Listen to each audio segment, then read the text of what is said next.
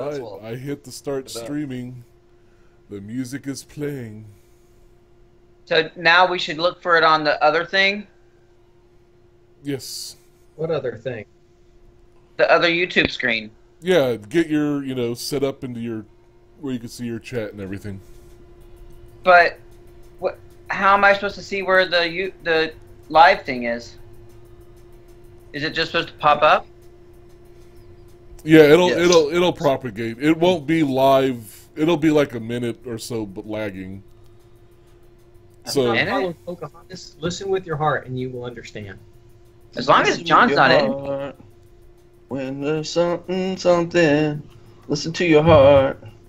You guys are loud in my ear. Let me turn you down. Yeah, I'm loud in your ear, John. You better watch out.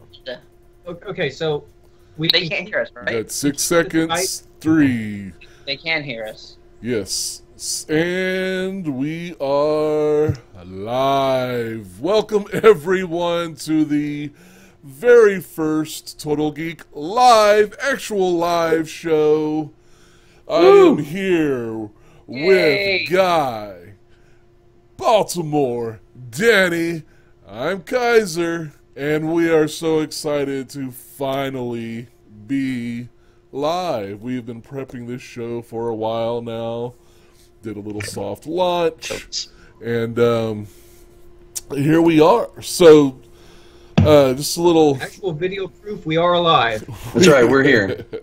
In the moment. Currently not dead, so man, are you in luck. So far. A little bit about what to expect tonight. We're going to go around and kind of do a quick personal intro of each other, or of ourselves. And we're going to do a little show and tell, talk about some cool stuff that we've picked up, what we're working on professionally, and all that stuff that is relevant to the geekdom. And then we're going to start talking about just some of the stuff that blew us away that happened at D23 and Comic-Con recently. And we'll finish off by talking about kind of where we plan, some upcoming stuff we have planned for the channel. And then we're going to say goodbye. And that's how the parting will be such a big sorrow. So, Guy, tell us a little bit about yourself. All right. So, hello everyone. I'm Guy Chapman. I am the Chief Creative Officer for Total Geek Live. So what does that mean outside of a fancy-sounding title? Well, basically, my role is I look into doing the research for interviews, kind of for all the. Outside of that, my role is the movie guy and also as a side Disney guy, just because of my extensive background on that. I'm going to talk a lot with my guys about live movies that currently coming out, as well as a lot of cult films, things you ordinarily wouldn't see, a lot of classics and things like that. So a little bit about myself, just so you get a little bit of background about my career. We all grew up together in Corsicana. We've been friends for over 20 years, possibly longer, and then we really start dating ourselves. But we've been lifelong friends is the nicest way to put that. You date yourself. Whatever. So, anyway, I got my start in the video game industry back in the mid-90s. A lot of people may not know, but we'll be certainly educating you as you go on. And we actually had a video game company in Corsicana, which started out as Trade West, then became Williams, then became Midway. And they were most notably known for Mortal Kombat. Exactly, all the MK gang signs right there. But basically, we did a lot of Mortal Kombat games, Doom, a lot of games from the mid-90s to early 2000s. After a while, I moved over to San Diego, stayed with Midway a little bit longer off and on, and then I got the wild hair to go into acting.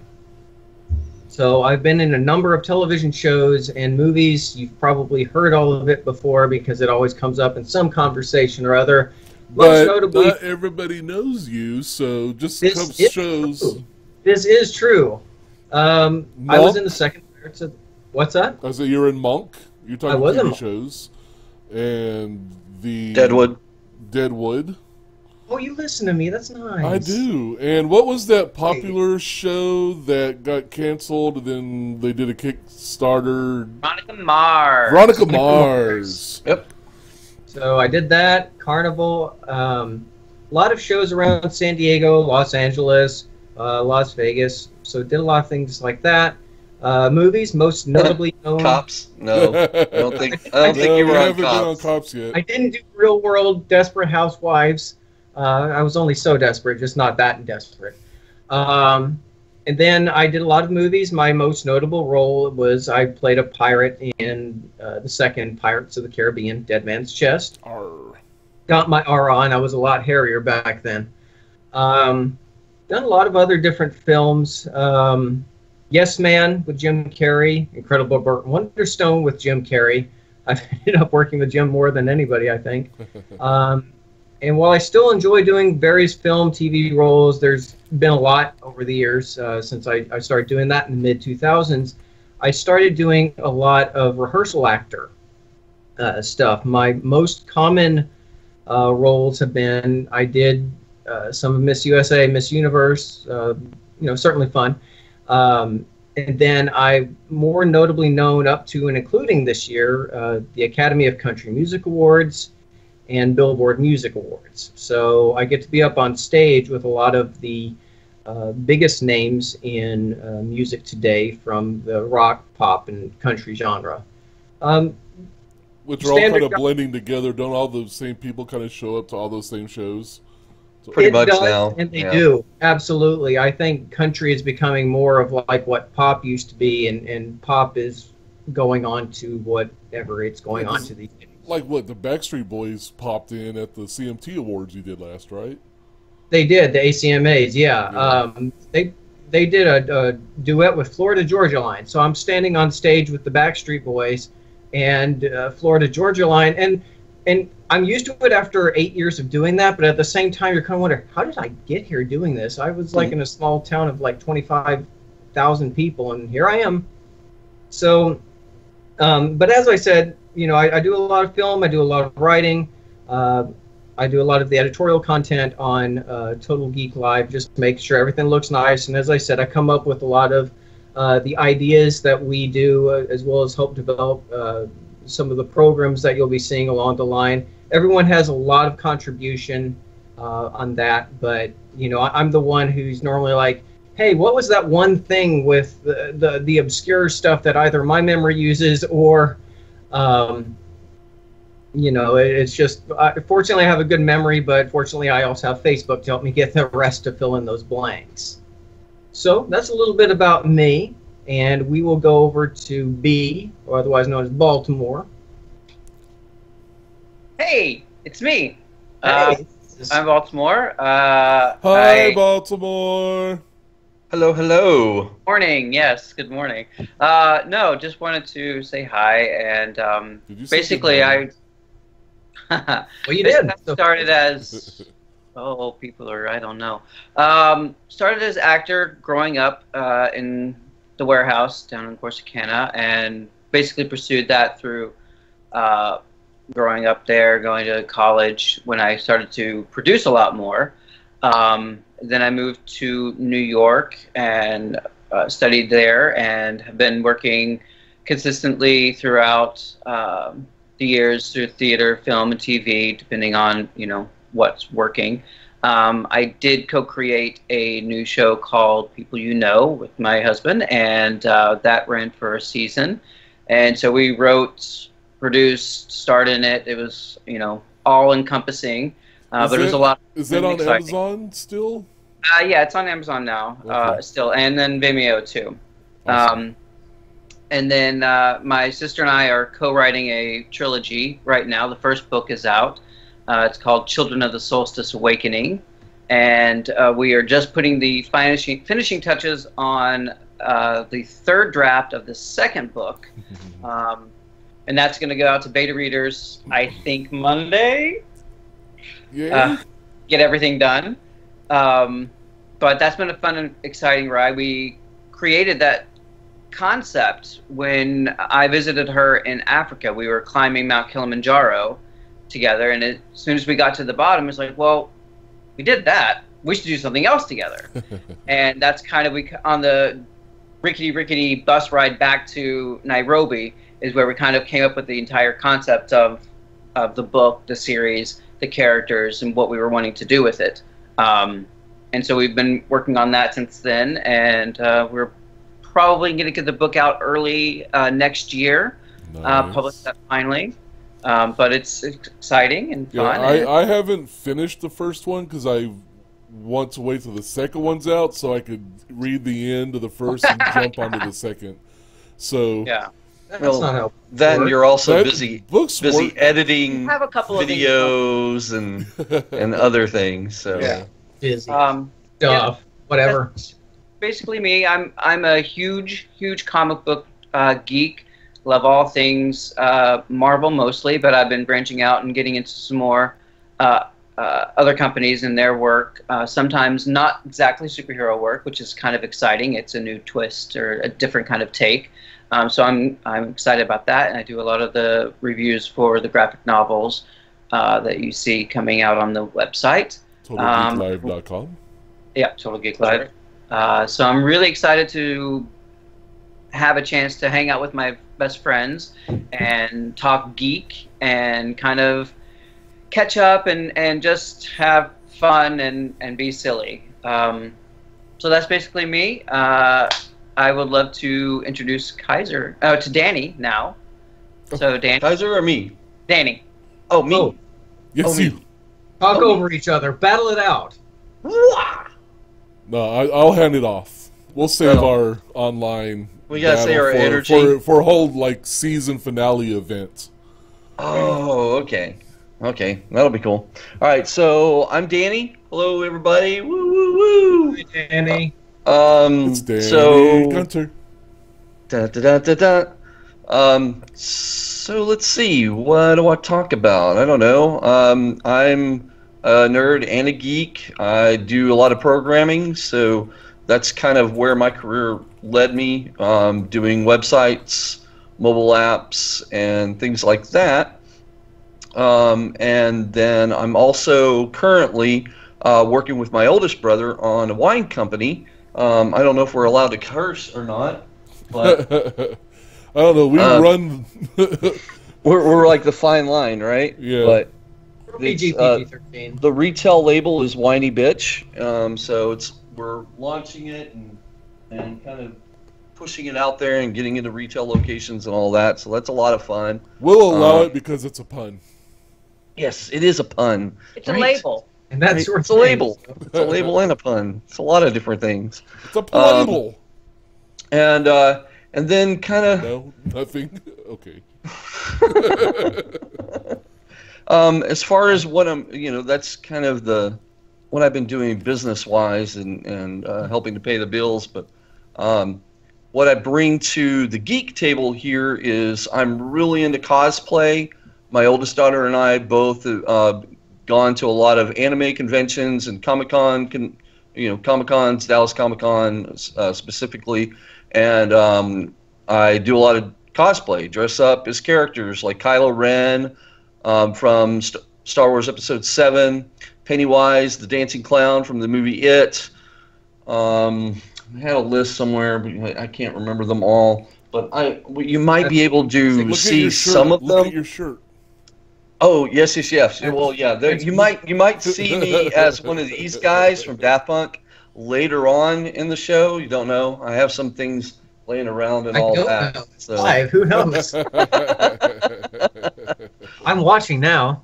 So I do like movies and TV, all that kind of stuff like the rest of the team does. But kind of my more area of expertise or whatever in Things Geek is going to be talking about cosplay and the various different kind of conventions that we have here in not only in the Dallas-Fort Worth area, but even Austin and some of the other towns around. So around Texas specifically. So that's it. And now I'll roll it over to Kai's. Me? It's my turn. Yes. You? I am Kaiser, the Kaiser, or John Kaiser the Third. Call me what you will. I kind of kick-started this, well, not the site, but this whole show, this live portion here is kind of, I reached out to Danny, Guy, and Jay here one day, and I was like, hey, we don't talk enough, we don't, get together enough, we certainly don't see each other enough. We're pretty funny guys, we lead interesting lives professionally. I think people would probably watch us, if we put together something. And so it started off as just kind of this idea of what you're seeing now. Man, we kind of just ran with it. We've been writing reviews of books and movies, or comic books and movies and shows on our website. We've been putting up trailer, analysis and reviews and movie reviews. And we kind of put the cart before the horse. We were Total Geek, but now we're finally live, and this excites me. Yes. It was building up. Yes, exactly. Patient. So now we're here, and so a little bit about me. We know each other forever. We've established that. Guy and I worked together at Midway for some years. We did. After my stint at Midway, I went on. I worked some indie stuff that I started up with some friends. Worked with some companies, South Peak Games, and then Digital Tribe, and then now have my own company, Game Producers, Artists, and Consultants, or GPAC Games. We've released a card game last year, and working on a board game right now. As long as I've been in this gaming industry, I've been growing more indie, so you'll see me, aside from probably obsessing over Mega Man and playing a lot of Mega Man games live. You?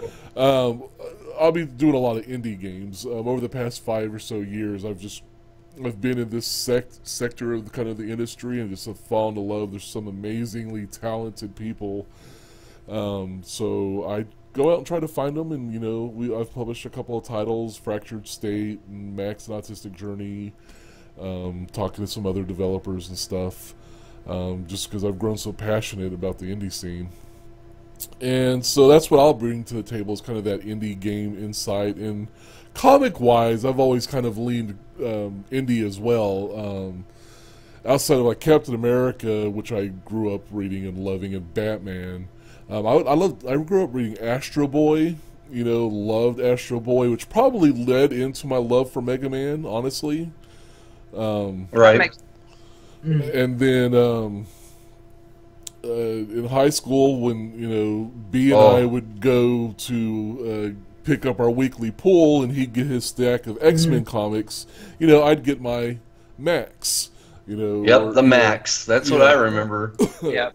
So, and I've always kind of stayed in an indie vein, although the DC Rebirth stuff has got me back into the hardcore sites or series again. But anyway, that's tangential to I'm Kaiser. I am one of your 4 hosts for the evening. And so yeah, I am so excited that this is finally happening.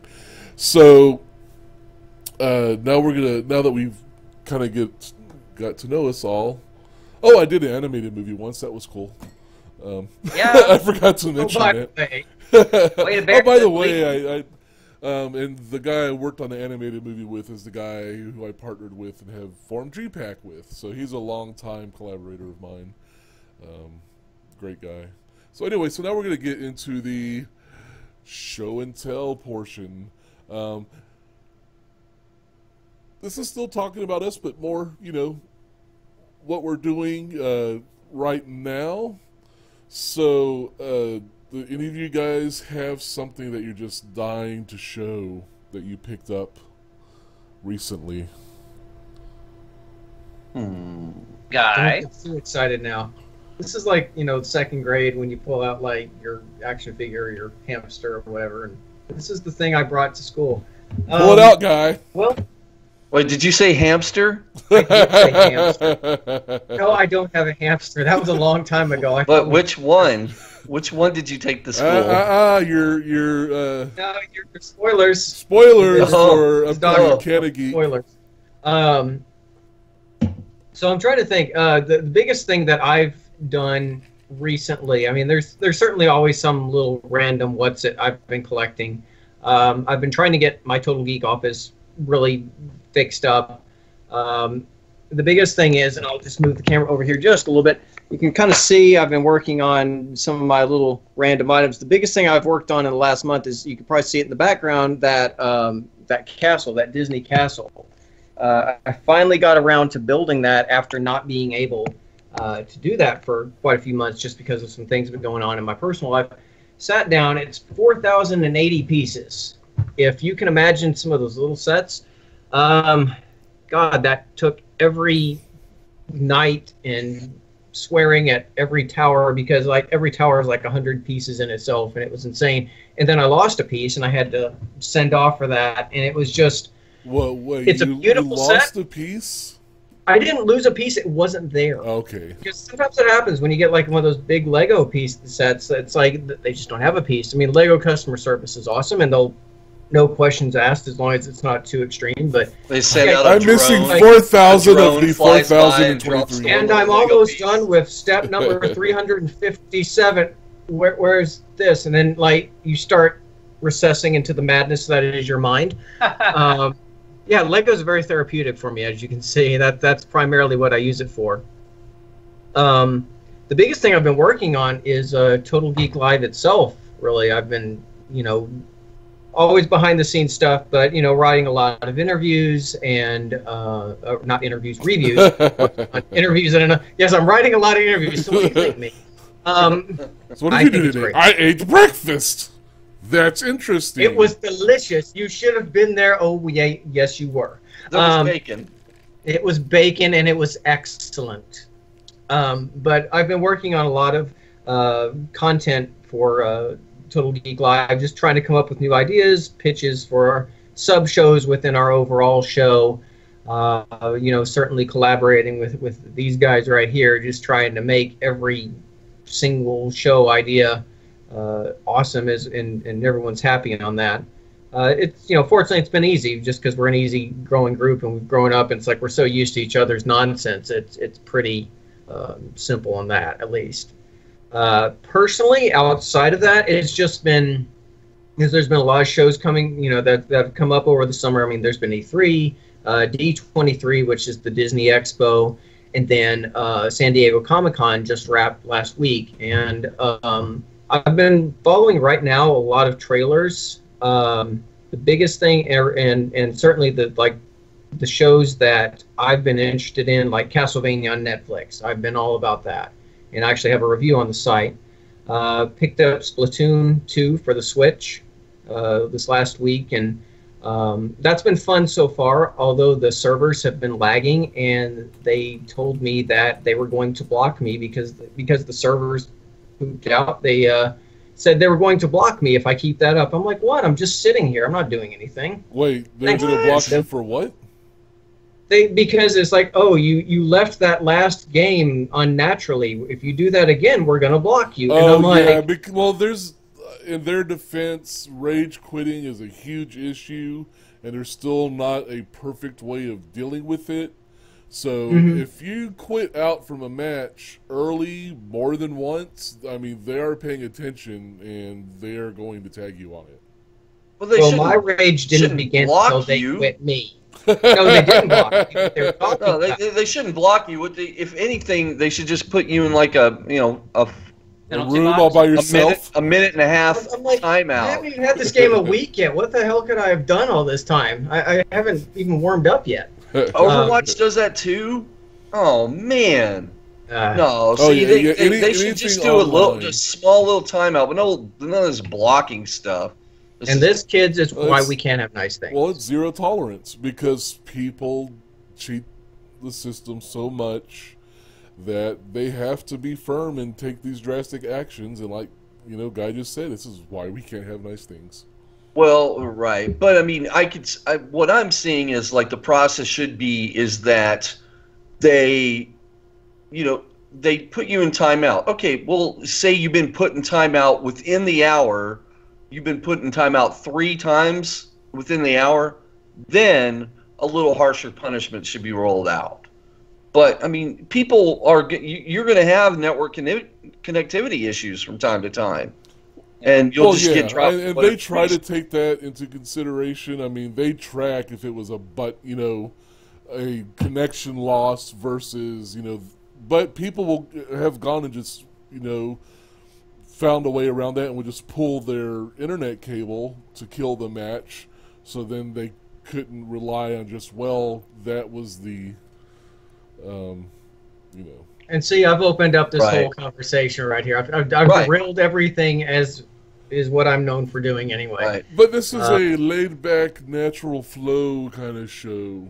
Is it? So we Is want it? to talk about this Sorry. kind of stuff, and and Doombot's bringing up some interesting stuff I didn't know about the Overwatch. So they actually do warn you and put you in a waiting area and just make you wait longer for games. That completely fine with, but something like block, completely blocking you from a server or whatever, I have a problem with that because, I paid for the games, and especially if I'm paying for a monthly, subscription service to play that particular game or whatever, which I guess Splatoon 2 doesn't do that. Not yet. Nintendo's going to unveil a service that will do a paid subscription similar to how Xbox and PlayStation does. But right now it's free until they unveil their service. Their user interface is real basic right now for those who don't have a Switch yet. I mean, it's about as bare bones as it could possibly get right now. Oh, wow. I guess they're going to unveil the system later, but you get a few good games. You get Zelda and Mario Kart. But yeah, I mean, outside of that and feeling persecuted by my Splatooniness, certainly Spider-Man was great. I'm a big Spider-Man fan, so that was a highlight for me this summer. And then, of course, Game of Thrones started. And what's that? We've been doing... What's up? What's Game of Thrones? How dare you? How dare you? It's that GOT, yo. Oh, is that the all about GOT the everybody You been down with talking about? GOT? Yeah, You you got know that me. You down with GOT? Yeah, you know me. There for that sort of blasphemy.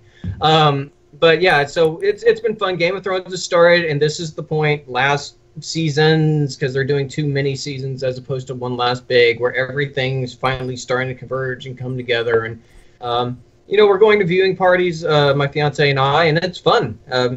It's been a lot of fun just waiting to see how this is all going to end and who's going to sit on this Iron Throne. So that's something I've never been able to experience a watching party. I've never been able to do something like that. I like the concept of it, and I would love to go to one because just being surrounded, it's like going to a movie premiere that midnight movie premiere. Everybody in that room is there to just enjoy a good time, and that's how I see it. Like a watching party is like a mini version of that, or more akin to everybody going to the sports bar when the big game's on.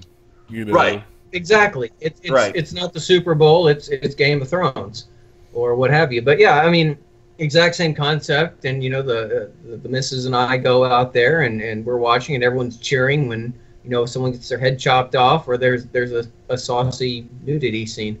But hey, it's Game of Thrones. It's not saucy entertainment. Let's see, I'd be scared to go to a gathering to watch Game of Thrones in fear of a red viewing party occurring.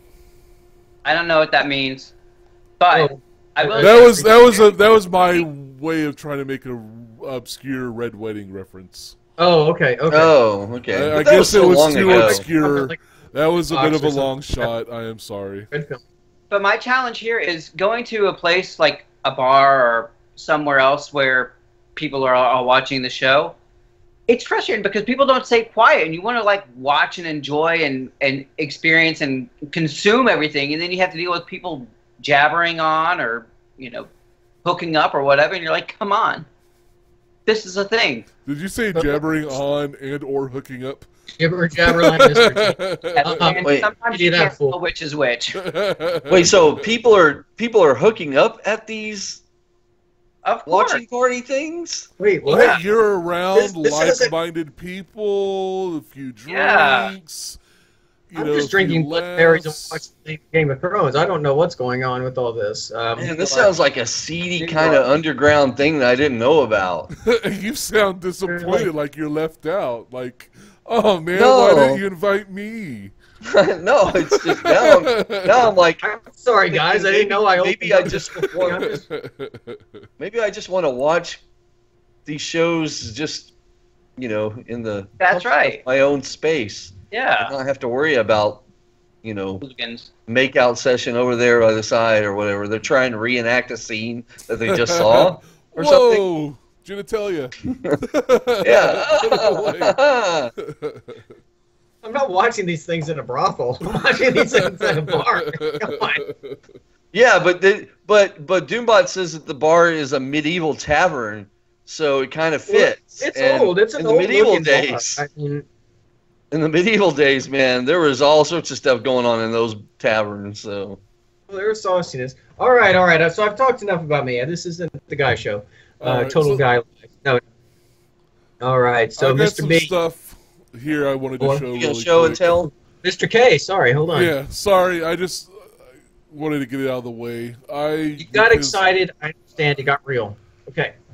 I have been on a big Bill and Ted kick here lately. I dropped in to Oiltown, Yes! our local comic store. Nick, great guy. If you're in town, go see Nick at Oiltown. Awesome guy. Great guy. So in Sure. between my unpacking and getting settled in and everything, I finally went and picked up my pull that he so graciously held for me for a while. And these are really, really good. Like, I cannot wait to start writing my reviews on these. I've read all of them. I'm about halfway through Bill's Most Triumphant Return, which, right after I saw Bogus Journey,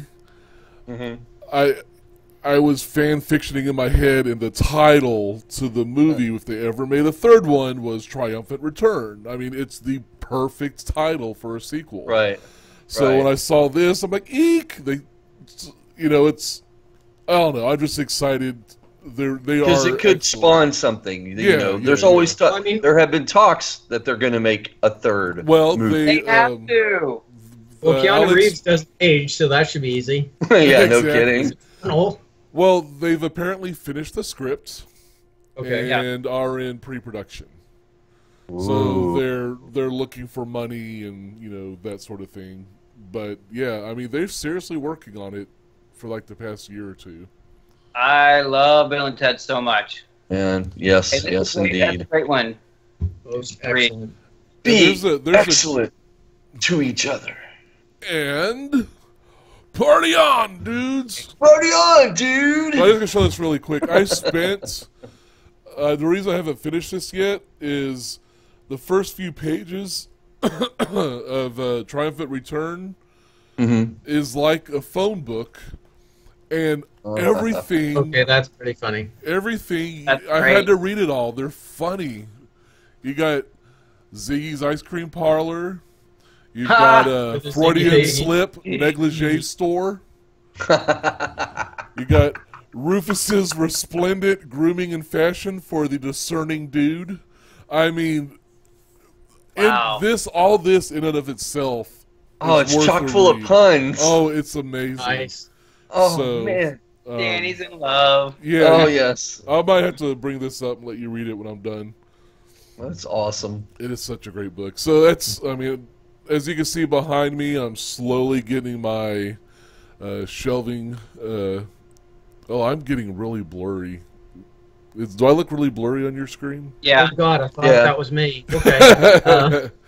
Yeah, I'm getting new glasses tomorrow, so that's the whole thing. Oh, that's a good point. Oh, yeah. Can't do Bill and Ted without Rufus. Well, Oh, yeah. Yeah. man. Anyway, Although they could Grand Moff Tarkin with him.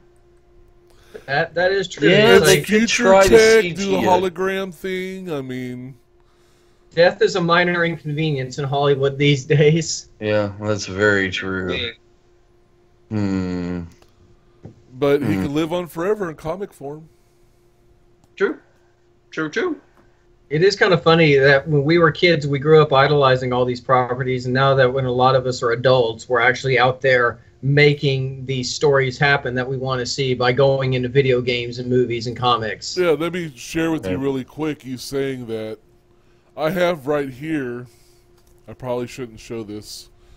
It is a Justice League animated series style guide that when I was working on the animated series video game adaptation, I was working on that and a comic book adaptation.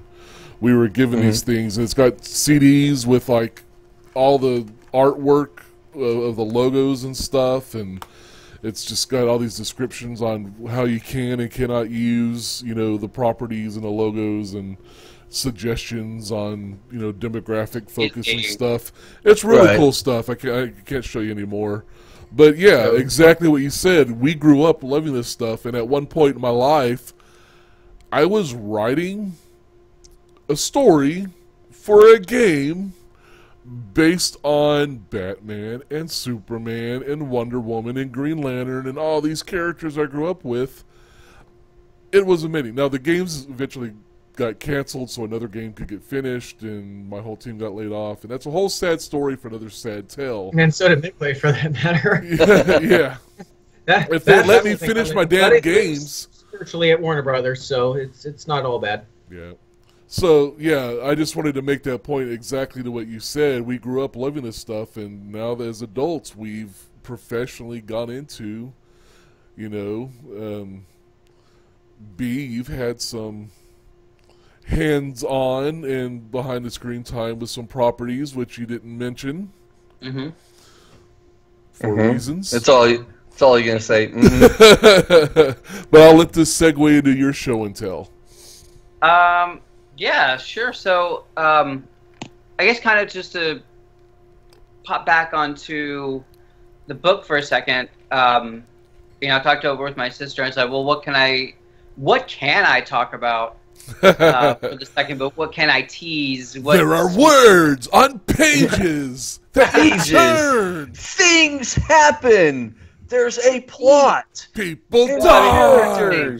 Her, getting mad and saying, hey, you shouldn't have said that. So what did she? So basically, this is what I can tell you about book 2 right now. It takes place 5 years after the end of book 1, so there is a time jump. Okay. The heroes have grown up, and some have grown into their powers. Some may even switched allegiances. The scene of the climactic battle in the first book, New Atlantis, is now a green and pleasant land. It's colonized by the world, so each nation has sent in a group of families to colonize and to make this a utopian ideal society. And of course, does that always work out? Every time. But all your favorites are back. Coco and Emilio have a great trippy journey. You'll have to see to believe. Josh is in a very different place when he starts, and an interesting place. He has a relationship, so that's kind of interesting and new for him. Although things don't always end out so well. The bad guys are back and badder than ever. A plot that takeover that just might work, and the Sentinels have to come back together to save the world. Again.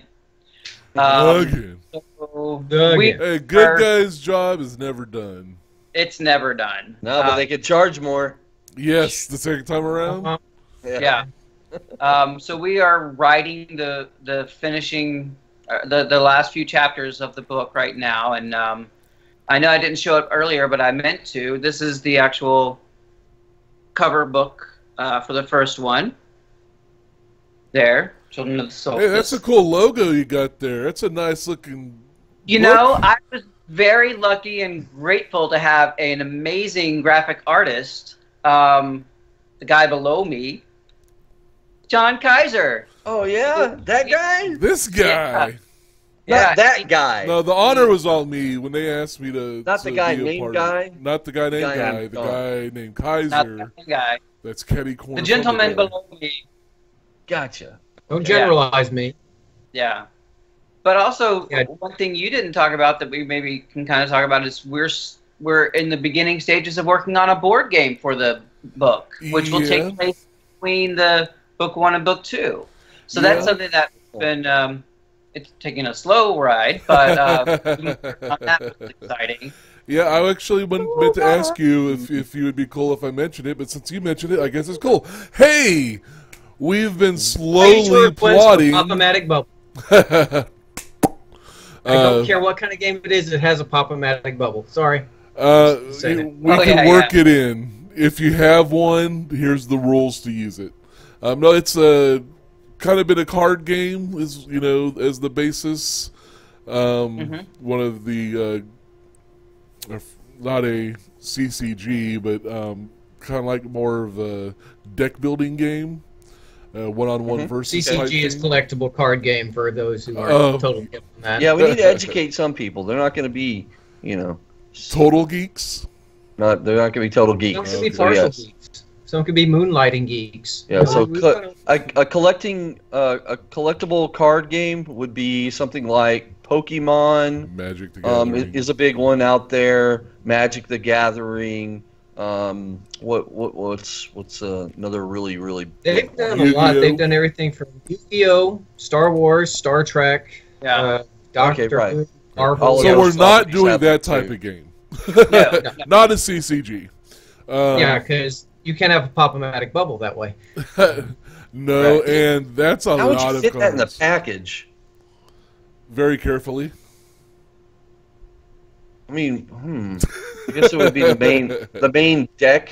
And Well, I mean, if we have release that the board to put the deck on, Yeah. that in the box with the cards, there could be a Pop-O-Matic bubble. Oh, okay. But, okay, Finally. well, B, I think once we go offline, we need to talk about the applications of a Pop-O-Matic bubble.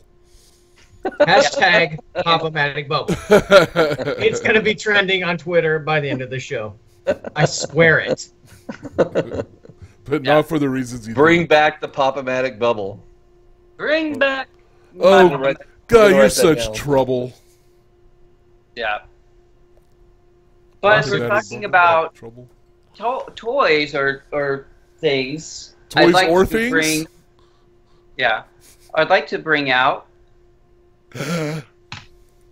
Captain Marvel. Ooh. There was a slightly leaked video of like a teaser trailer for Captain Marvel that was released at SDCC over the weekend. So that was kind of interesting. They talked about it being set in the 90s with Nick Fury with both eyes. So it should be interesting to see how that plays out. But the other little thing I wanted to show out of my little geek trove is my Dazzler. That is awesome. I am a bit of a fan. That is indeed dazzling. He bedazzles all of his jackets.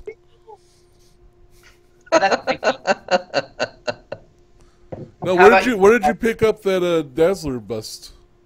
Oh, I was very lucky to get that one. From a very good friend. We'll never know that story. Well, we'll never know. And scene. Well, I picked it up. Yeah. There you go. All right, Danny, what do you got? All right. Well, I'll just share with you that what I'm going to suggest with the rest of the geeks. I was talking to a friend of mine, Brandon, who does podcasts and stuff, and telling him about the show and everything. And he was like, "Well, you guys should totally do, movie reviews on these." And they're independent films. Ah. This one's called Doll Boy, and it's really scary looking. I mean, look at the back there. Look at that. Yeah, that That's take the really- comedy out of Chucky, and that looks like what that Chucky could have been if it didn't try to be Yeah. so funny. Exactly. Because Chucky's and hilarious. And then this one. So these are films by a guy named Billy Pond, and then this one's called Circus of the Dead. And really, some really great characters. These are all clowns. Oh, So You and your creepy. clowns. yeah, And my friend Brandon, I mean, he's interviewed at least one of the people that were involved with this film. So, you know, we watch review, and it may be somebody that we can later on in the future have an interview with, because, you know, we're talking about having some celebrity interviews and stuff, and guests and all that good stuff. We are. Yeah, we have things in the work. I mean, we can't talk about them. We can't really talk about them and make any kind of announcements right now, but, you know, in the pipeline, we have a lot of cool things planned for the show. So that's why you want to kind of stay in tune with everything, with our channel, and make sure that you're keeping up with what we're going to make announcements later on and down the line. So I mean, we're cool and all. I know you guys love all of us, or you soon will, but we're going to bring you even cooler people to show off to you.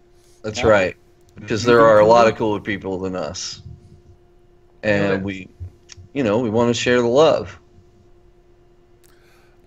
Nice. Yeah. Nice. So that's all I got, people. That's all I got. Sweet. So need more. Kaiser. Okay. Me. So this is a segment where we talk about the news and the trailers and the cosplays and stuff that personally blew us away over the Comic-Con and D23. Right. And real quick, I just want to say to our viewers that, you guys feel free, please pop in the chat. I know a few people are popping things in, but definitely throw something in the chat. You're more than welcome to join in this conversation, and if you got something that you want us to kind of discuss and all that, throw it in there. I have to pause for a second, because I was waiting this whole time. I was like, no one's saying anything. I was looking at the screen, and then I realized it's over to the right. And I didn't want to say anything because, like, oh man, no one's saying anything. But yeah, this is a great time to ask us questions. See what's going on with our future plans, and it's certainly, we're covering a subject. Throw in your own thoughts as well, and we can discuss that also. And we'll tell you how wrong you are and how we're right. This is the internet. Yeah. Yeah. We've got plenty of hashtags. Oh yeah. Thought you knew. What was our first hashtag? Strawberry jam. Strawberry jam and C3PO. Oh yes. The hidden history of his red arm, where he had gotten it stuck in a jar of strawberry jam. We have fan theories, and that was ours. Well, speaking of C3PO, did much drop on Star Wars during D23 or Comic-Con? Because so much else happened. There was like a behind-the-scenes featurette that came out, and like that was kind of all that I saw. That came out at D23, right? Yeah, that was it. That was a lot of articles talked about how Star Wars, in particular, was a loser at San Diego Comic-Con. There were not a lot of cosplayers cosplaying Star Wars characters. Really? And yeah, oh yeah, the people running, that were in charge of, taking pictures of cosplays and stuff, and to publish them, all that, really noticed, wow, there's a lot, less than what they had expected, and then even the presentations at San Diego Comic-Con, there's one particular room area called Hall H. Yeah. That's where the big announcements are always made, and Star Wars was not there. And that just blew everybody away, because come on now, later this year we have The Last Jedi. You would think at least they would have brought something to the table, but they didn't. And didn't last year, didn't they do something really cool? And I might be getting my years mixed up, but like they took everyone in Hall H that was there for the Star Wars presentation, like to a theater where they had an orchestra playing the music from Star Wars. That sounds right, actually. And yeah, that might have been there. a couple years. That might have been a couple years ago for Episode 7. Okay, well, it all blends together Right. Well, I have a question, and the answer is yes, Kaiser. Isn't there an anniversary that's coming up that maybe that's what they're saving all the Star Wars information for? Well, or is that something that already happened? Well, this year's the 40th anniversary of Star Wars. It came out in 1977, so it's 40 years old. Yeah. I came out in 1977. Yeah, you did. I was earlier. It was a thing that happened. But Star Wars. It's interesting. I don't know what their plans are. I'm sure they're probably in. Well, I mean, let's be honest. They're probably in panic mode right now since Carrie Fisher unfortunately passed away at the end of last year. So. Well, that's not the only thing they're panicking about. Right. Well, the Han Solo movie's been plagued with production issues, and that's going to be. I can't say either way. I think Ron Howard is an excellent director who they've changed directors on since. And then, so I don't really know Disney's very secret. I mean, we're already seeing a lot of that, probably more so than ever this year in terms of Disney being secret about Star Wars and Marvel properties, which is a whole other subject that we've not been able to, see other properties. But being 40-year anniversary, a sequel, not a side story, coming out this year. Right. A episode. Right. Not an anthology series. Yeah. You pull out the stops. 40 is a big number. Mm-hmm. Agreed. Yeah, it's a big number, but really, does Star Wars have to do that? I mean, I think they've kind of cashed in on, the prequels, we know where we stood with that. But now they've kind of gotten a lot of their cred back with 7 and then with Rogue One, that maybe they think they don't have to try as hard. Well, it's not about trying hard. It's about appeasing the people. Yeah, it's a little bit of fan service there. Yeah, exactly. A little bit of fan service. Yeah. And they don't have to. The fans are already there.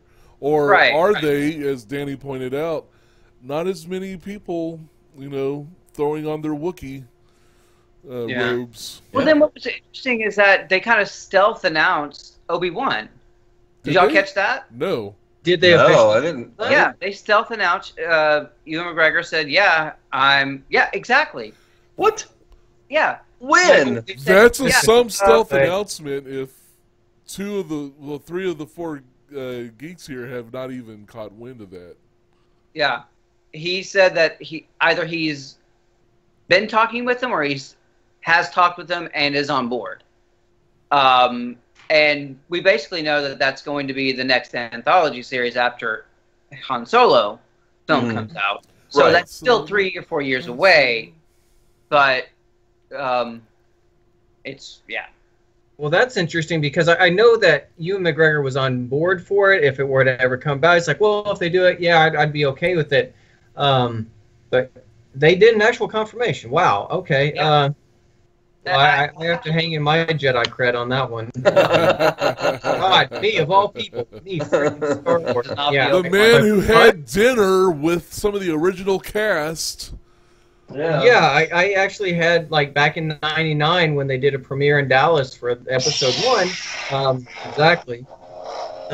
I had dinner with, because we had to go see the movie, episode 1, with, a bunch of the original Star Wars cast, and then it was that's all that was supposed to be out of the whole experience. And then I was with Michael Carter, who played Bib Fortuna in Return of the Jedi, and so we hung out and talked. He's like, "Hey, a bunch of us are going to go to dinner. Would you like to go with us?" And I'm like, "What?" And so I'm sitting in the shuttle van. I'm the only one out of all these people who'd been able to go see the movie with the stars. I'm the only one there, and I'm sitting next to Boba Fett and Chewbacca, and I'm like, "Is this really happening?"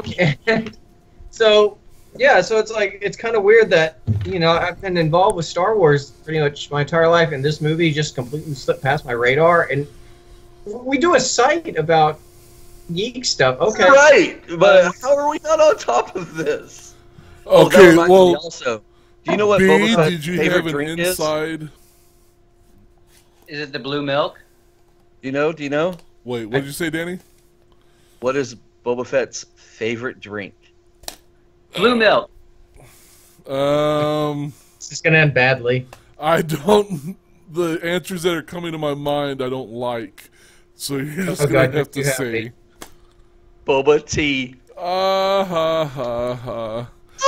That's much more innocent than my mind was going.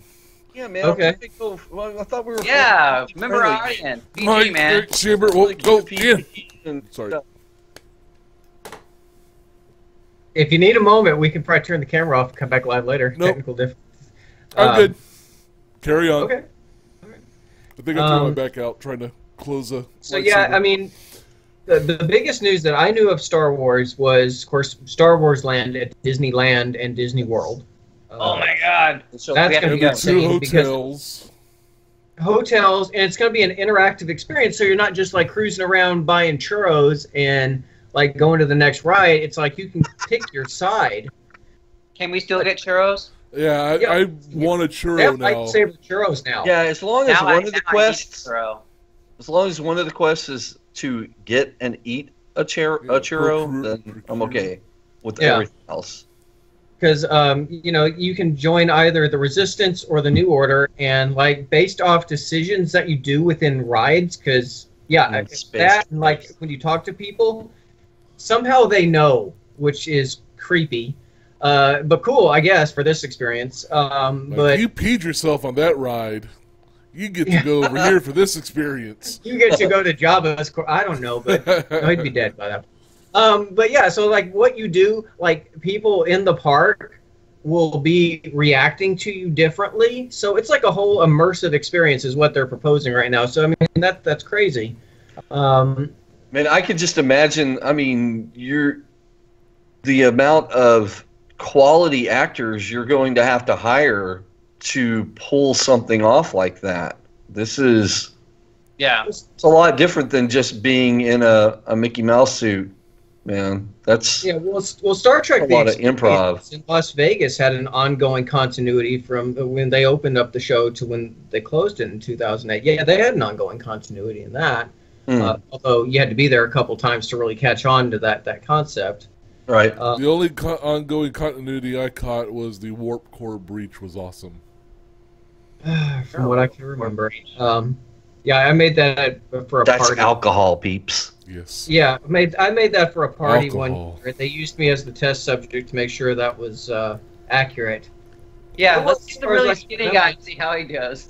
Yeah, let's see if he falls over. Right. But yeah. So I mean, D23 had some other things. They apparently, this is another thing about D23. All these amazing previews came out during D23, and of course the general public has not been granted access to any of this, and it's been like 2 weeks now. Right.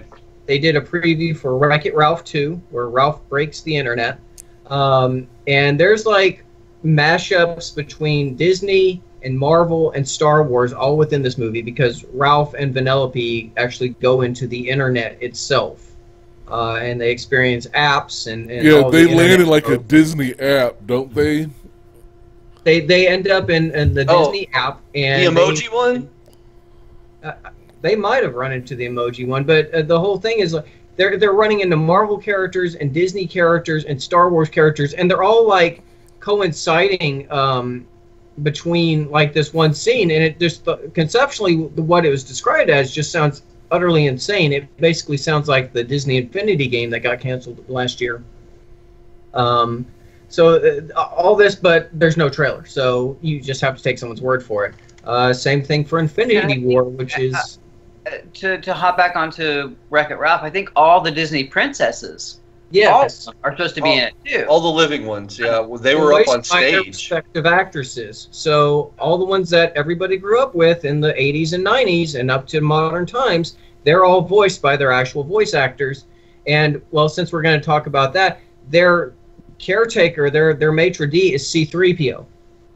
Oh. C-3PO is Strawberry like Jammin'? Strawberry Yeah, Jam. is he strawberry jamming? I don't know. He might be You haven't all seen his older arm? now. He might not. He might have lost the red arm. But yeah, he's like their caretaker. And apparently, like, the princesses diss him in this scene, and it's just it sounds really funny. They call him BB-8 and R2D2, and like they're doing it intentionally just to rattle him, which sounds funny. That's funny. So I mean, it that's only like a few minutes of it. So who knows what else they're going to stick in this film? Yeah. Well, we won't know. They won't show us the trailer. And the same thing goes for Infinity War, which is the culmination of all of the Marvel movies. So basically, everyone you've seen in a Marvel movie to date, excluding Fox, is going to be in this film. So it's like Avengers and Guardians of the Galaxy, Spider-Man, Doctor Strange. Yeah, I think we're talking about maybe over 30 characters or more. 60. They said 60. Yeah. Oh my 60 characters are going up against Thanos for the fate of the universe. And I have to see. Marvel won't drop the trailer. I saw one leaked, and of course you're seeing it like from a 45-degree angle. Right. Really terrible. Right on somebody's phone. It was terrible, but at least I got a general idea of what it was, and it's like I want to see the actual proper trailer now because it looks amazing. But Right, so why don't they release that? I mean, because I can understand, yes, give it to the San Diego Comic-Con fans, give it to the people that actually paid the admission to go into Hall H and all of that kind of stuff, sure, give that. But 24 to 48 hours after that, that thing needs to drop on the internet immediately. You're missing a huge chance to just market the heck out of this until its release, because there's so many people that will write about it, that will talk about it, do live shows about it. Do videos about it. There's so many. That's all free marketing and free advertising. I don't understand why Disney would hold back for so long on something like that. Especially when did D23 happen? Two weeks ago? 2 or 3 weeks ago? Yeah, it was 2 weeks ago, and then the weekend after was Comic-Con. Yeah. And they showed none of these trailers. Well, I mean, they showed the trailers, but they won't release them to the general public for reasons known only to them. Science. Marketing science. I'm sure they have some algorithm and chart and synergy, lines. Marketing buzzwords. Puppy! Say hello. Puppy said... Are we going to have to do a Total Geek Pets Invade episode? We probably will. There's enough insane little animals that poke in and out throughout videos. Yeah, he's telling me he's got to go potty, so I'll be right back. Okay. You keep it's a live show, folks. That's right. Out too. Anything can happen. You never know what it'll come back as. Oh. Is that a phone? Okay, is he gone? Good. Now we can talk the real stuff. His Pennywise is awesome. In regards to them not releasing the trailers or media directly after, I kind of understand it. They're getting all the buzz from it. The buzz is still going to be there when it's released because it is such a people really want it. There is that kind of demand and desire. So no matter when they release it, people are still going to talk everything about it and talk about it and show about it and whatever. Yeah. It just builds more anticipation and more kind of theorizing about what actually happens before they actually see the trailer, whenever they're going to release it. Which could be now, please now. And I do understand that sometimes effects aren't done, or I was kind of everything's not fully rendered, and they're okay showing that to a private audience, but will not show it globally until they have it done, because that happens a lot of times. I mean. Hell, Justice League drops in November, and they're reshooting. Like chunks of it. Each frame of those reshoots has to be processed and enhanced, and the CG needs to be... I mean, I don't understand why they're reshooting now. I mean, I understand why reshoots happen, but I don't see them hitting November. Well, they're going to be crazy overtime on that. Did you hear how much it's costing? What, for the mustache? Yeah, no, not just for the mustache, but the whole reshoots, all of it is $25 million right now. A whole movie in of itself? Yeah, basically. Yeah. Wow. And the funny thing about it is, like we were talking about, the mustache, Henry Cavill, who plays Superman, is right now filming Mission Impossible 6, 7, 8, who knows. But in that movie, he has a mustache. And Mission Impossible is not allowing him to, shave his mustache when he goes back to shoot for Justice League. So Justice League now has to digitally create a mustache for all of his scenes. So speaking of furry things, I know. Look what came back. Yeah, what's up, guys? I'm here to talk about things and stuff, geek. What? What's your name? My name's Dip. How you doing? Pleased to meet you. Oh, it's all right there. So continue, guys. Guy, it's all yours. I'm kind of like in a deer in a headlight at the moment. So anyway, about I'm trying to figure out what you are. I think that's the real problem. I have no idea. I'd be okay if I knew exactly what it was, but I think I'm like processing. Well, it's happy, so I mean that's always good. Oh yeah, I'm happy. I'm happy. All right. Whoa. I'm on a little something. I can't. We've turned a weird corner. Maybe it's time to talk about our future. Right. Let's. Yes. Let's talk about our future. Oh, other than one other thing, I mean, the whole thing about trailers not happening and maybe trailer burnout. I mean, look at Stranger Things 2. You know, how many times have you guys watched that trailer? Because I've watched it like easily half a dozen times. Like 2. Yeah, okay. 5. It's good. It's good. Oh, it's amazing, and I can't wait for that, which will be dropping around Halloween. But yeah, I don't think a trailer releasing will hurt the hype machine. If anything, it's like, I can't wait, I need my fix, click, and then there you go. But yeah, the future of TGL. It's bright. It has things in it. It's still hold on. Yes, Danny? Wendy, I've got to get that to Greg. So yes, I will get your poster to you. Yes. Within the next couple weeks. Yes, I promise. Yeah, Greg and I were supposed to sync up on all that and just haven't been. Greg? So Greg? Yeah, Greg, like our Greg. Nice. they apparently stole this poor lady's Stranger Things poster. No, I didn't steal. She wants it back. Created it. It's not like you stopped. I was being nice and holding it in the bag for her so they wouldn't get bent and all that kind of stuff because it was. I mean, it was in a container and all that, but no, I have it saved for you, and it's yes. I got to get with Greg. I got to get with Greg on that. So you inspired me to check on dogs. I don't think I have a puppet though. No, it's okay. No, I brought Dip along because he wanted to talk about Kais, you mentioned that basically Marvel employee number 2 passed away recently. You sent that article. Yeah, I was sad to share that. Fabulous Flo. Yeah, Flo. Yeah, and I mean Dip here, he had a story that he wanted to share. What's your story, Dip? But so anyways, so about that Flo lady, okay?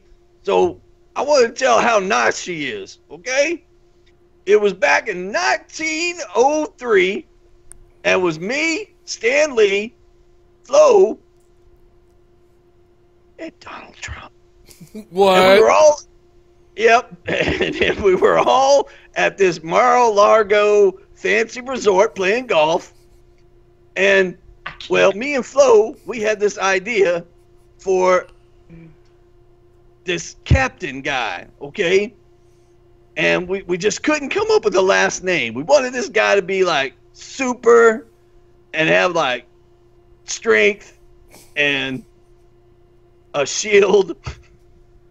Why'd you want him to have a shield? Well, because nobody had a shield in 1908. Time jump. I apologize. I forgot about the Great Shield Famine of 1908. Oh, you guys are all still here. I thought that was Yes. Oh, we have a story. Yeah. So, Guy, you missed out on the story. Let me start all over. No. So pick up shield. All right. So he's superpowers and a shield. Okay. Well, so Flo and I were coming up with this, and well, Stan, he threw out, well, it's definitely got to be Captain. And then Donald Trump says, well, how about America for his last name?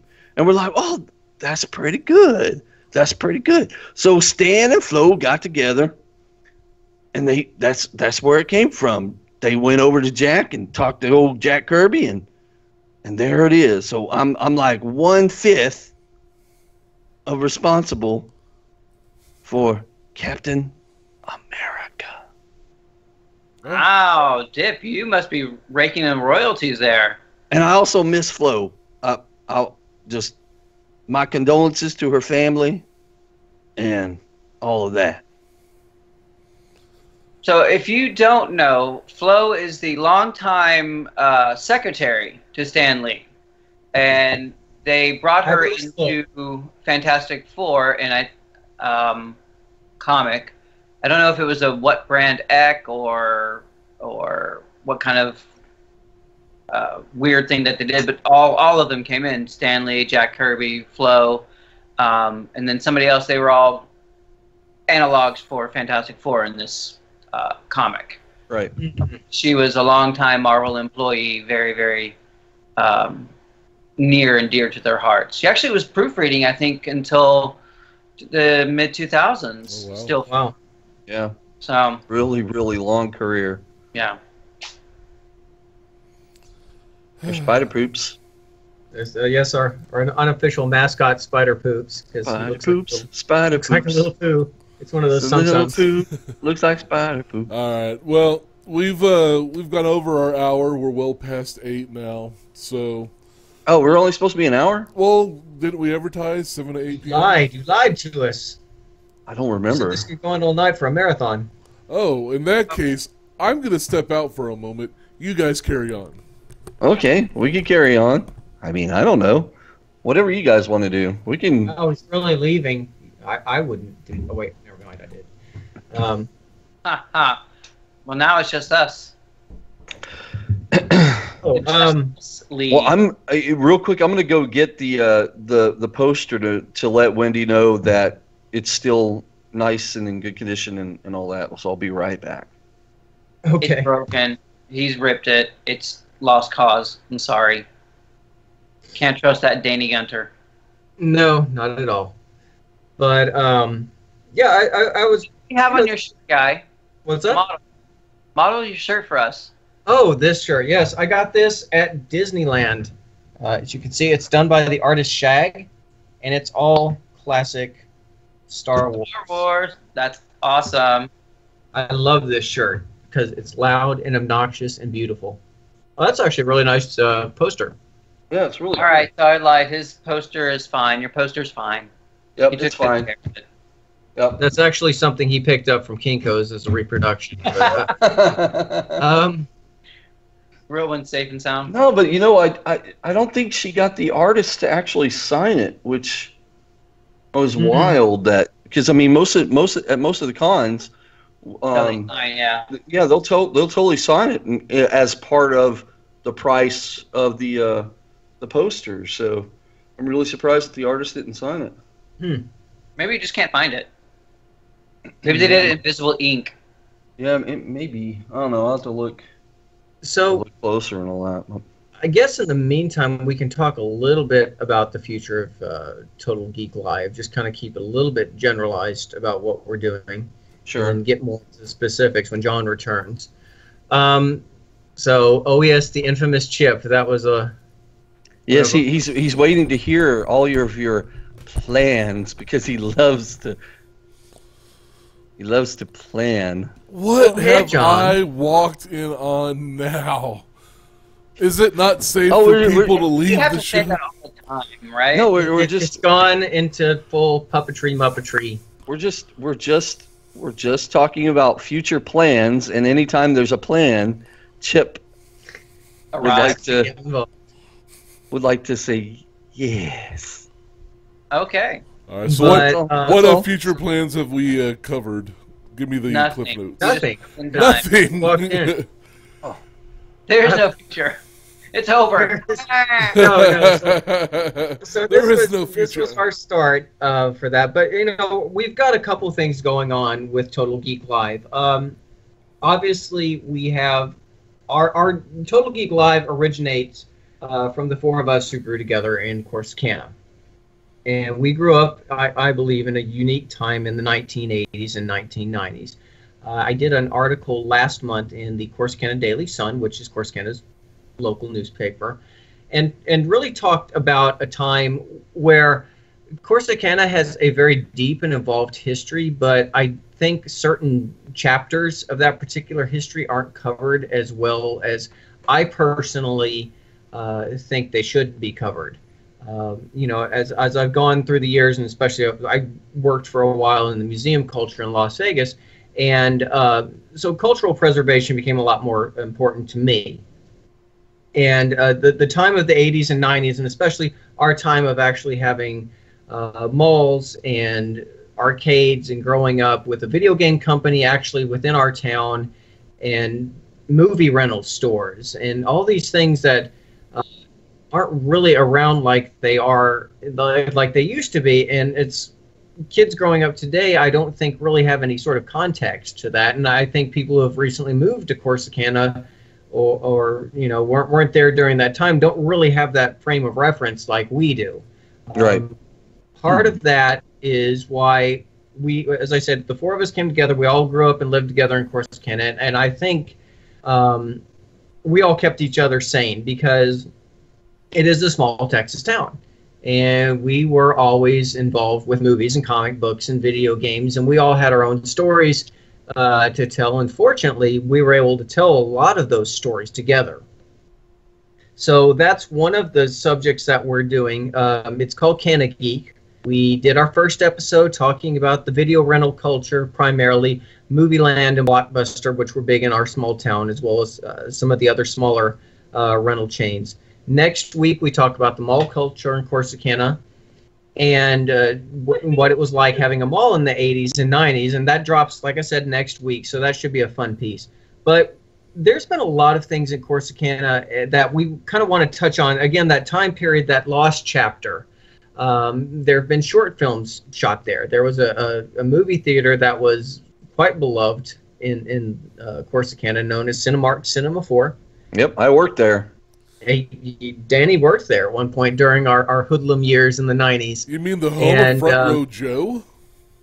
That's right. Located at 1803 West 7th Avenue. That's right. There were short films shot there. There were just a lot of really interesting stories that we would like to share from our perspective. And we're going to get viewers involved to help share their stories. And as you'll definitely want to check out when the mall chapter comes out next week. Those who I did a Facebook post on my personal page and kind of like asked people for information.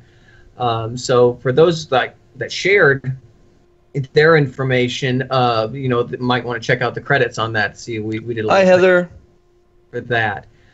So we're telling our story and we're giving back to our hometown, and that'll give us a chance to, like as I said, share the stories, give back to our hometown, fill in some missing chapters that we all feel need to be covered, especially from our unique perspective. Oh, I'd like to fill in her missing chapter.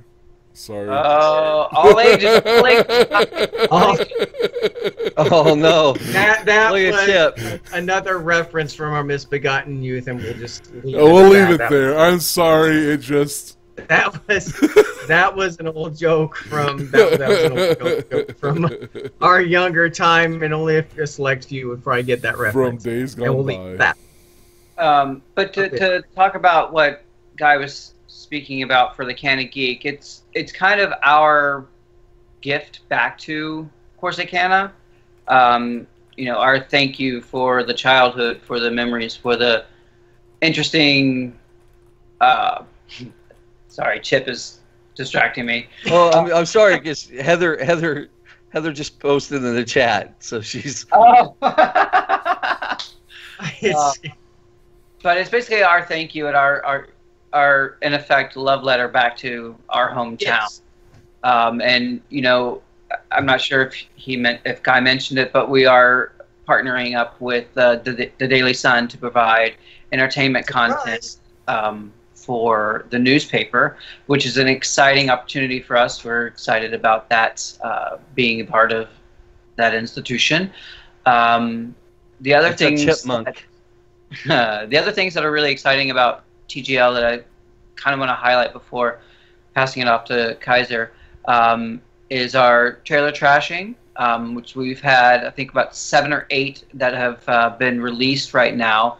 And they run the gamut. They're video game trailers, they're movie trailers, series trailers. And we kind of break it down, like what's going on, what we kind of think they're going to happen. And then we make a decision if we want to give the end product our money, or if we want to say, you know what, we'll wait or we'll not watch it. Or in other words, is it going to be trash, or are we going to give it our cash?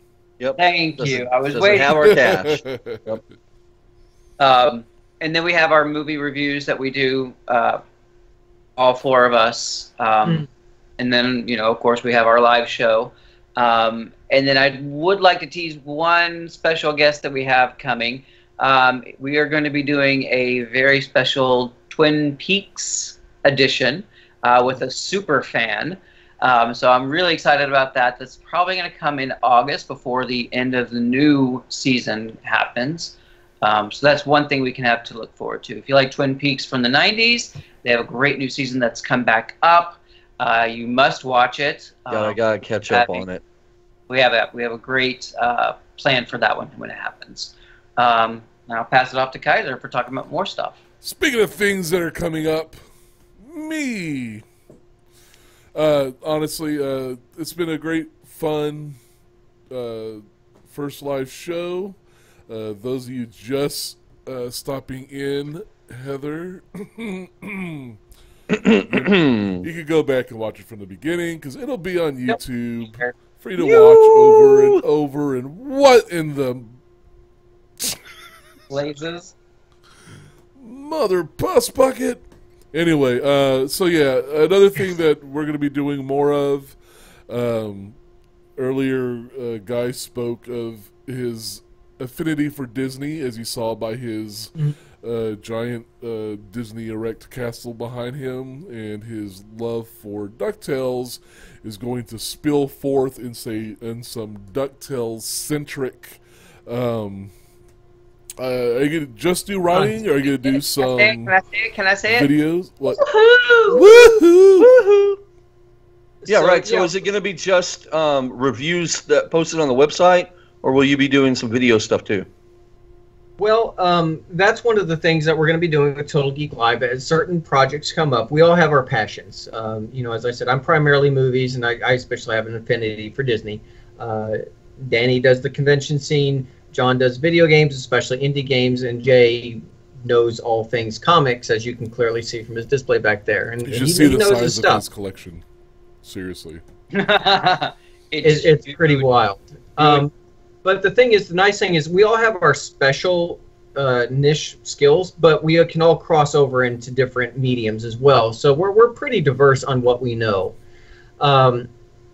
So, you know, in this one, I'm going to be doing a DuckTales retrospective. I've already done one on the 1990 animated film that came out some time back.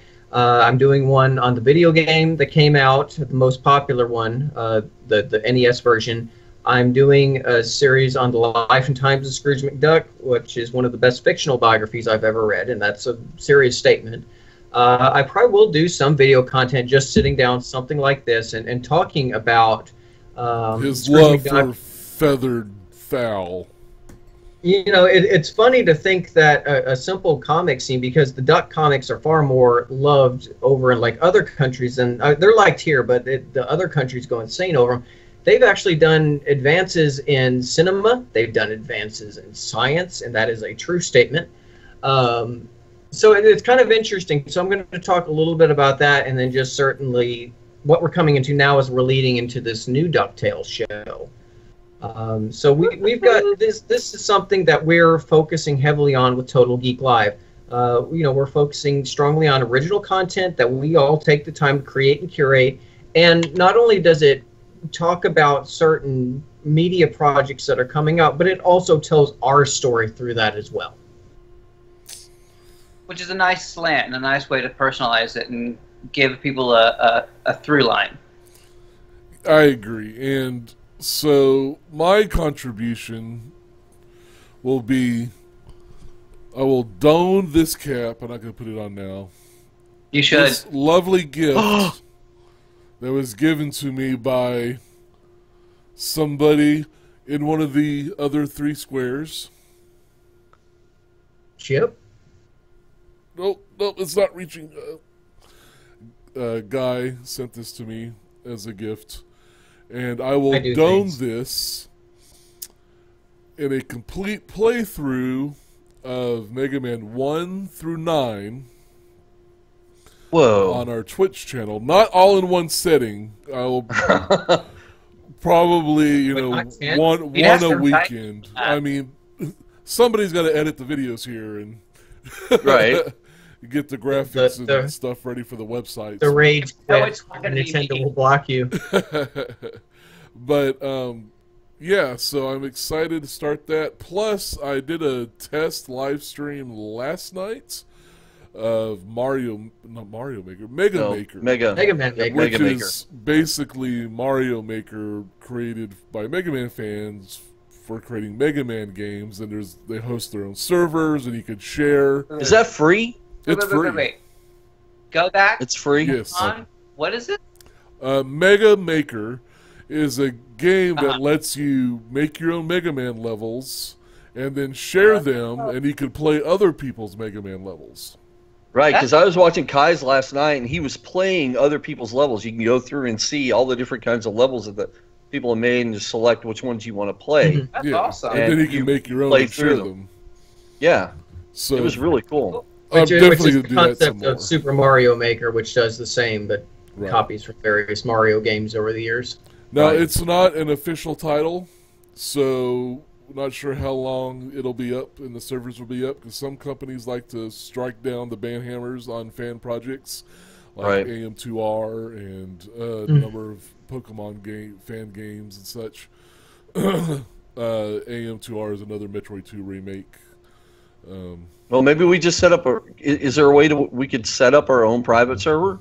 No, it's all through their servers, because everybody shares to their, so that you can access everybody's levels. Okay. So, gentlemen, we got asked if we will ever see a Total Geek Live mini movie. Yeah, I saw that, and I totally wanted to, Yeah, Danny, tell us. Thinking about, this is just what I'm thinking about and hoping for in the future, okay? In my head, I have a 5-year plan of where we're going to go with this.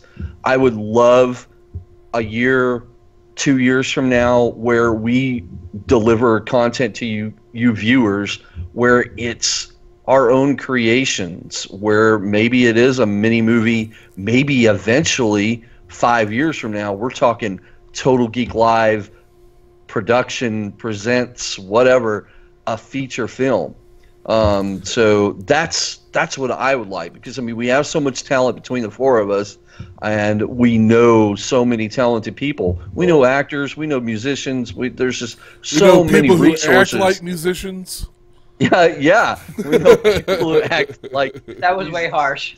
and most of these people are actually people we grew up with as well. Yeah, exactly. Most of them are from Corsicana, so I think there's really a great chance of taking a lot of the talent from the can and producing some awesome content, and we just slapped the Total Geek Live brand on it, because hey, it's our idea, And So, Yeah. okay, quick question before we wrap up the show. Who would you cast to play you in the Total Geek Live movie? oh well, no, I'm not thinking about. Oh, no, I know that. that. I'm just asking a about- random question.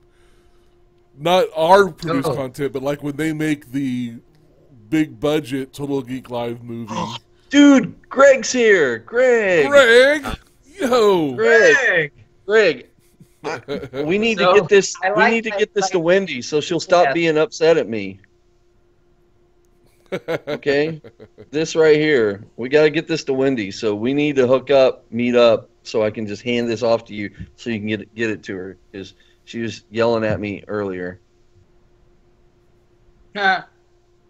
Somebody's dad. Okay, so is this any actor around? Yeah, like if they made a movie on us, who would you Yeah. cast? Not like present, past, someone who could living, like, Current. logically, yeah, that could actually play you. Since y'all Well, are I was thinking, supposed I'll go I first. was supposed to be the photo double for Nick Stahl for Carnival back in 2004, so I guess that would be the logical just- thing. If I so look just so use much him. like him, clearly he looks so much like me. No, Guy, I have to say no. I haven't seen him in years, so I don't know what he's up to these days. So that I'm not sure he's alive anymore. What? Oh, what? He's had a rough time. could Well, be a that's problem. pretty Okay. rough if he's not alive anymore. Well, Yeah, like I mean, I said, I I don't- haven't heard anything about him either way in years, so I didn't know if he was I'll look it up. what he was Well, if doing. he's a Apparently, skeleton, I mean, Right. it's perfect physique for a guy there. you know what? I'm going to put you in a home and leave you there, and you will stay there and think about what you've done.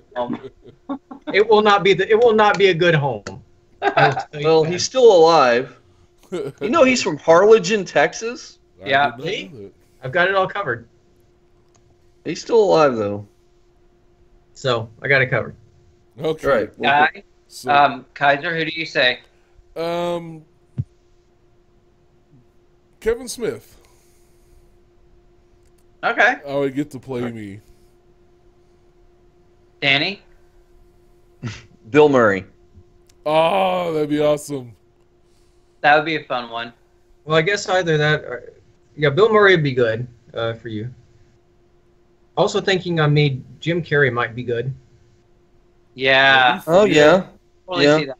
Although, So- man, I wish I could make the faces that he makes stretch out and stuff. I Yeah. can't stretch out like that though. Yeah, you've seen me. You know he can.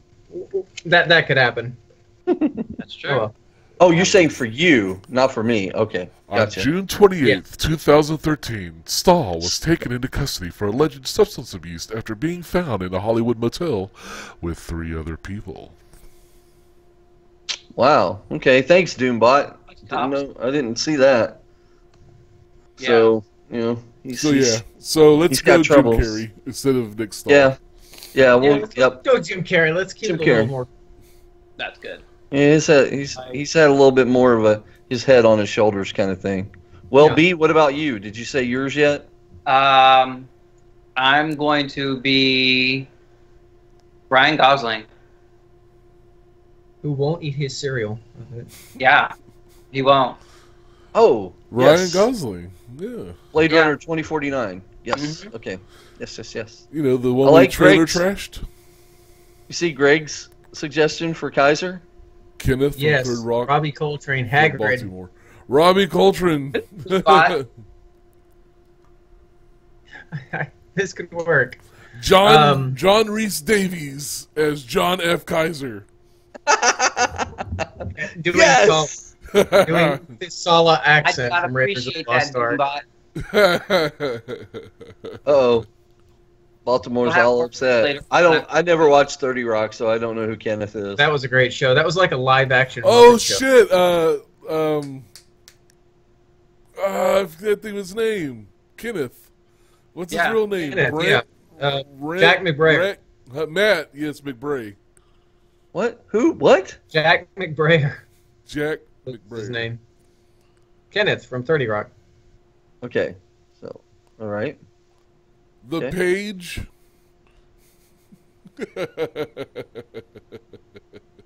Wait, what are y'all doing here? What are y'all doing here?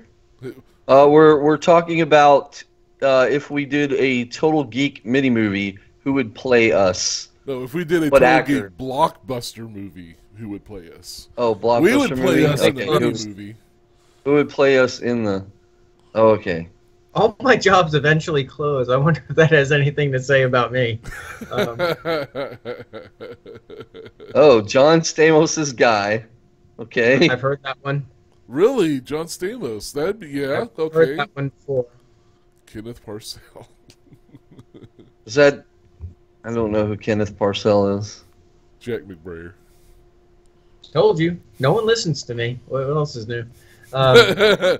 B is All right. not having it.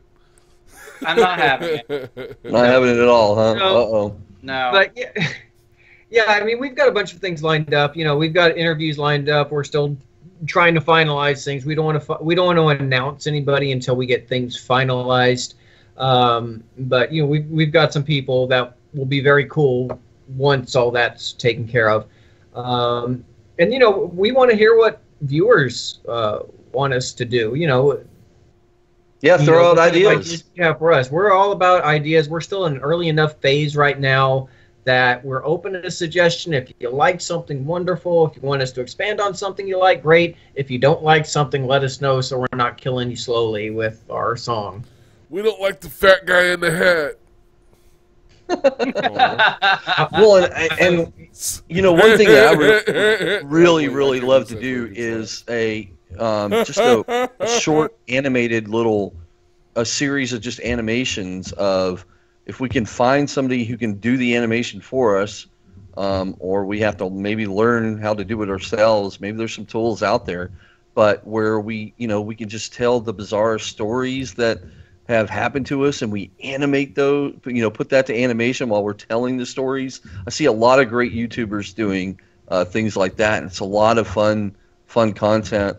Well, I other think YouTubers that's about doing the it. only What if way we take some of my stories would animations? translate into plausible content. I'm sorry, guy, go over. I started talking over you. Oh, animated versions of our stories. I think that's the only way some of my stories would translate into plausible content. Yeah, exactly. You heard some of my stories. They're odd.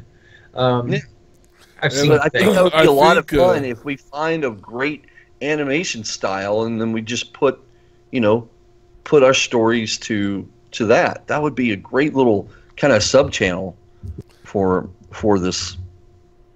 So That's Seth what Rogen for Kaiser. I'm seeing pop up in the chat.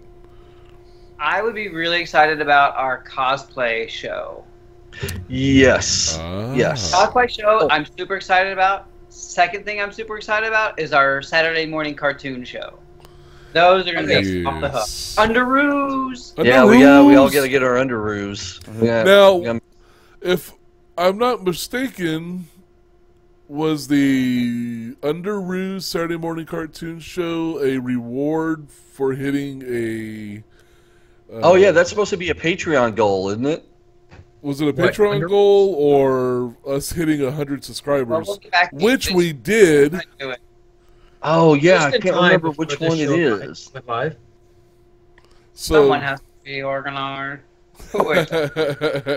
I can't remember now. I can't remember. I think it was tossed where we out set the- as an idea for throwing out there to hit 100 subscribers.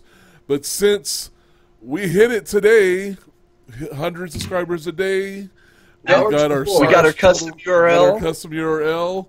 So even though we didn't announce it to anybody, hey, you get a show of us and Underoos talking about Saturday morning cartoons, eating our favorite cereal. You heard it here first.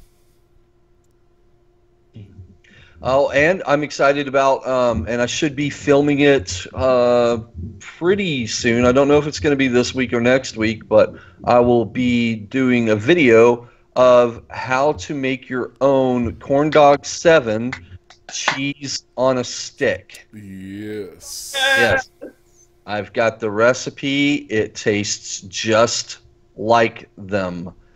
If I can find the lemonade recipe that mimics Corn Dog 7, because, that was just the perfect lemonade to go with the cheese on a stick.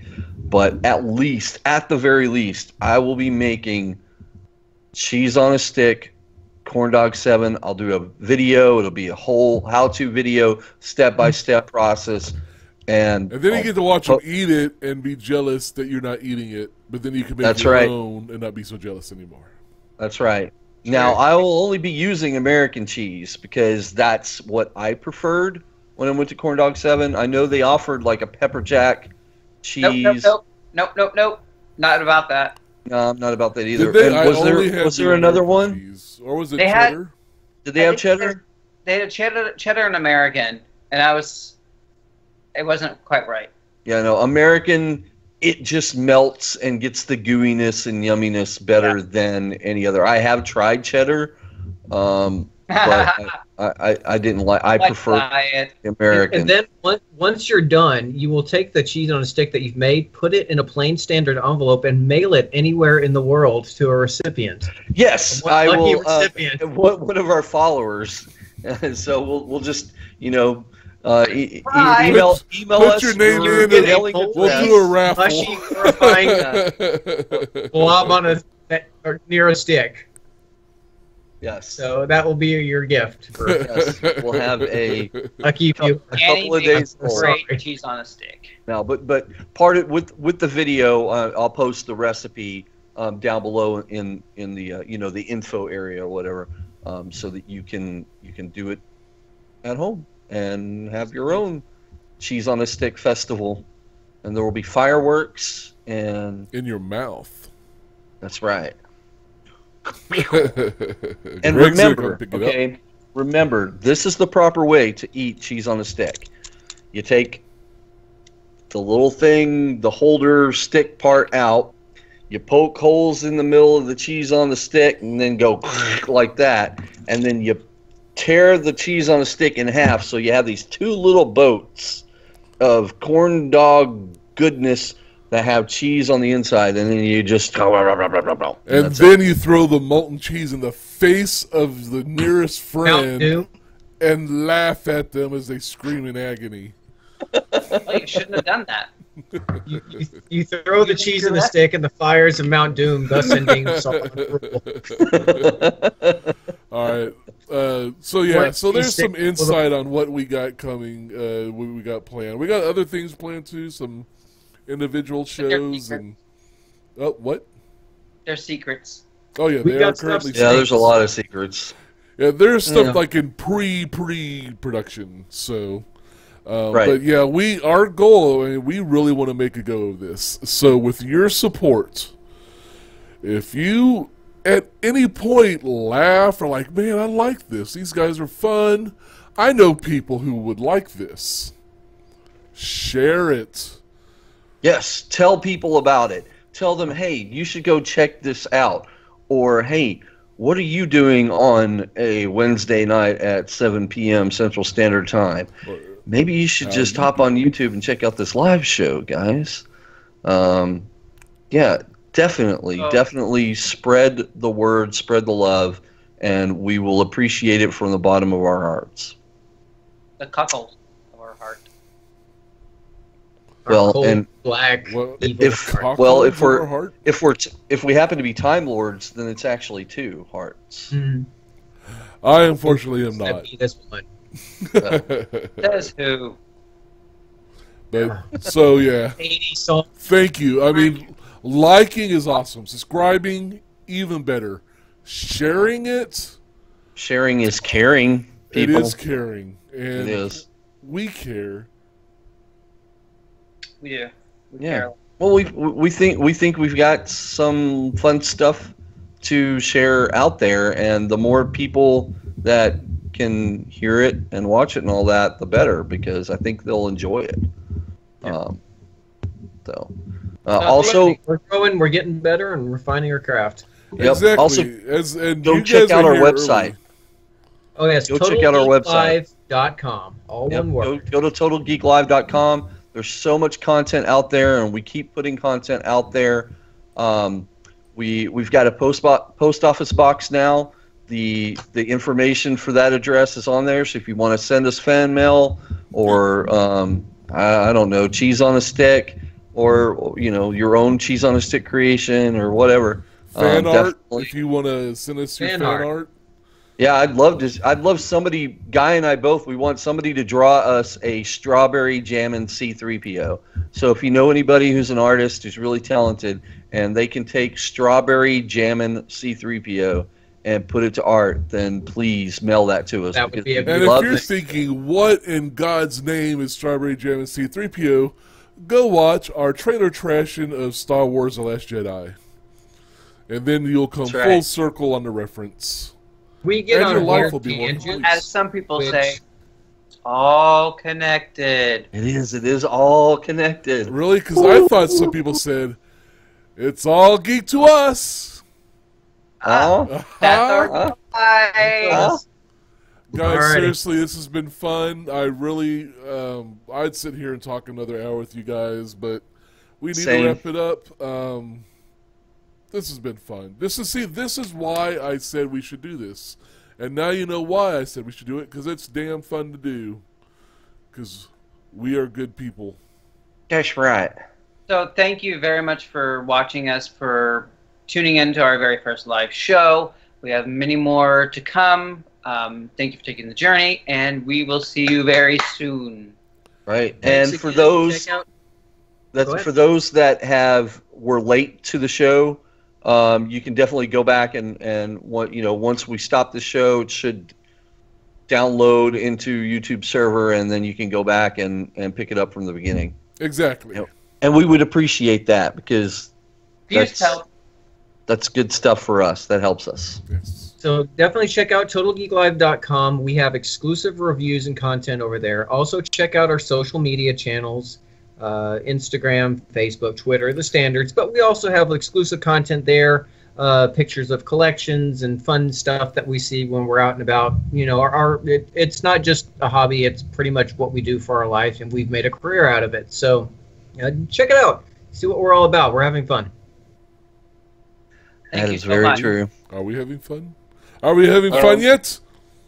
I think so. I think so. Roller coaster of emotions in my heart. All right, So, well, all I'm right. going to turn up the music and fade us out, guys. Thank Okay. you, everybody. Bye. Thanks so All right, much, take care. guys. So long, farewell, Avita, saying good night. Thanks for stopping by. La la la la la la la la la la. Well, Thank that you, went Danny. well, everyone. That was beautiful. Are I can we? stop waving now? Yeah. Our voices are still being heard, but Oh, our faces are gone. So Oh, okay. So it's Wait, like my that face face is off gone. movie with Nick Cage. Oh my God, where did it go? Face off. that Please sounds don't like let a me be John Travolta. Please don't let me be John Travolta. you'd rather be Nicolas Cage? No, Yes. not the bees. Nicolas Cage was not in Battlefield Earth, so yes, I would rather be him. He wasn't Ghost Rider. Yeah, you just went Dude, there. I like Ghost Rider.